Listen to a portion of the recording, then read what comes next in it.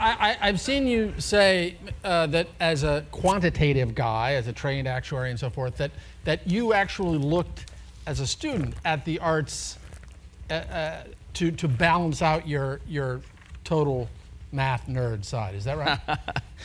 Look, I have spent my life trying to dispel Asian American stereotypes, but I'm pretty good with the numbers. And you know, being a mathematical physics major does not help dispel the stereotype, at least in my case. So look, I generally have been a math and science guy pretty much my whole life. Even today, I'm very much focused on the numbers, the sciences, and analysis.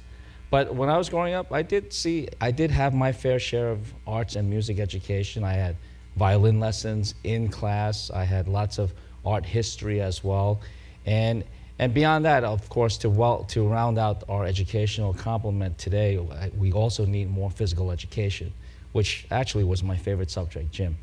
But now being the father of Joey, who just finished the 7th grade and is going on to the 8th grade, I don't think he has had enough arts and music education. In fact, many of his years in school, large parts of the year have been spent on getting ready for the big tests in the spring. And I think the problem is that they don't have tests in arts or math. I'm sorry, arts or music. Otherwise, they might have had more classes just to get the kids ready for those tests. So, in recent years, it's just become too much about these standardized tests, and anything that didn't gear kids up towards taking them fell by the wayside. And unfortunately, I think more arts and music have just been sacrificed far too much. I think that's clear. And then so, as mayor, how do you tweak the system to make that not so? You're still going to have tests, you're still going to have accountability, you're still going to have all that thing. So what do you do to make sure the funding for art, music, and the rest gets its fair share, if it's, because as you say, it can't be standardized tested? Right. So first you start with a significant reform of the school system itself. I think that the main problem that's wrong with the school system right now is that we run our schools and classrooms as if they are business divisions reporting up to a DOE corporation. It's all about accountability, and more accountability. Numbers and statistics that have to be constantly reported up to corporate headquarters at the Tweed building, and it's just lost a sense of learning environment in our classrooms. We need to restore a holistic learning environment, and that starts with having somebody who has a background in education as chancellor for our school system, as opposed to the 3 chancellors under the current mayor, who have all been in violation of state law, because state law actually requires an educational background for the chancellor. Then you allow our professionals, our educational professionals, to do their job, to let teachers teach, let principals lead, and make sure that the environment is for learning, not about churning out numbers. And so once you restore that kind of environment, you're able to really start looking at education itself, as opposed to numbers at the end of the day. Our schools are not factories. Our teachers are not assembly line workers. Our kids are not widgets coming off of that assembly line. They are individuals that need well-rounded education. And under my plan of educational reform, we are going to achieve a system that focuses on learning, not test taking. Now, I'm not saying that we're getting rid of standardized tests. I do believe that at the end of the day, we still need standardized tests. But it's a question of what you do with those results. I mean, nowadays, it's not, the results of tests aren't used simply to gauge the student's progress or achievement. They are used to make decisions about whether to close entire schools. For a number of years, monetary bonuses were paid based on those test scores. And so you had a very highly leveraged situation where the perverse incentives existed. No matter how much you tried to guard against it, there was always going to be some pressure to get the kids to do better and better and better on the test scores, even if it didn't really mean that they were learning better. So the reduction in the emphasis of what you do with those test scores, I think, will help restore that learning environment, and then allow us to focus on the well-rounded education, specifically with arts, music, and physical education. And where do you get money from that? There is plenty of money in the school system. It's 1/3 of our city's budget, $23 billion a year. And what I would do to get rid of to free up some of that funding to provide arts and music education, which I do believe is critical. It is critical. It actually inspires people, it inspires kids to go to class. Kids aren't always going to class for math and reading. They are going to class because there are fun subjects, and arts and music have always been among the fun subjects. And right now we're spending 1.5% of that 23 billion on arts education, generally defined, broadly defined. At the end of your first term in office, what would that be? If not 1.5%, 2%, 3%? Well, it will be more. And the way we're going to get that money is to get away from the Department of Education's current mindset. I am a believer that the Department of Education should engage all its stakeholders. That means engaging teachers, principals, parents, and community activists. Right now, the model for the Department of Education is if they need advice or they need more information to fill some kind of knowledge gap, they don't go to any stakeholders.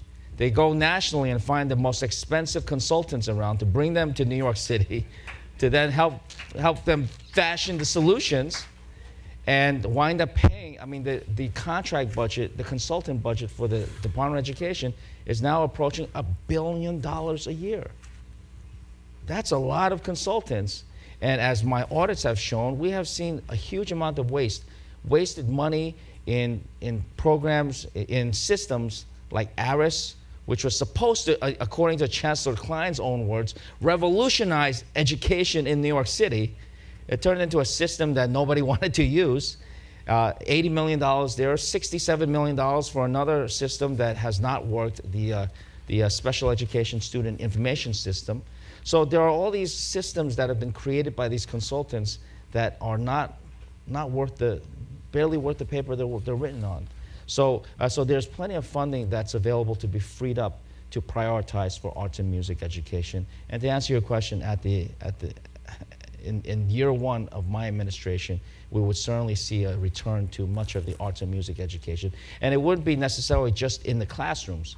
I'd look to partner with some of the cultural organizations and institutions that we have. We have tremendous world-renowned cultural groups, cultural organizations right here in New York City. When I was a kid, young audiences is something that I'm very familiar with. We used to go to performances and concerts with young audiences. That's an example of an organization that we should nurture with city funding and allow them to partner with public schools to get kids the kind of well-rounded education that they deserve. Well, and in fact, those partnerships of schools with outside cultural organizations have increased in number a lot. Huge majorities of schools now have them. Meanwhile, the funding, those aren't free. It sounds like a free way to get arts education back in the school. That's why I said support it with city funding, those organizations, support it with city funding. Now, you mentioned the Tweed building, and that reminded me that it was originally proposed as a museum. Museums were proposed for the World Trade Center area. All of them are gone for one reason or another. And that's partly because the city didn't fight for them and the city didn't allocate money for them. What would you're the controller, I don't know how much power you have to actually allocate funds for one thing rather than another, but as mayor, I'm going to ask you that question, I've asked others, can you envision allocating 1% of the city's budget to supporting the nonprofit arts institutions, all those different ones that you've just referred to keep them alive and vibrant in this city? So I, as controller, even though I am the chief financial officer, I'm not part of the budgetary process. That's between the city council and the mayor. And if I start allocating funds to this organization or that group, I think the mayor will sue me once again. So what we... He's not your friend? What was that?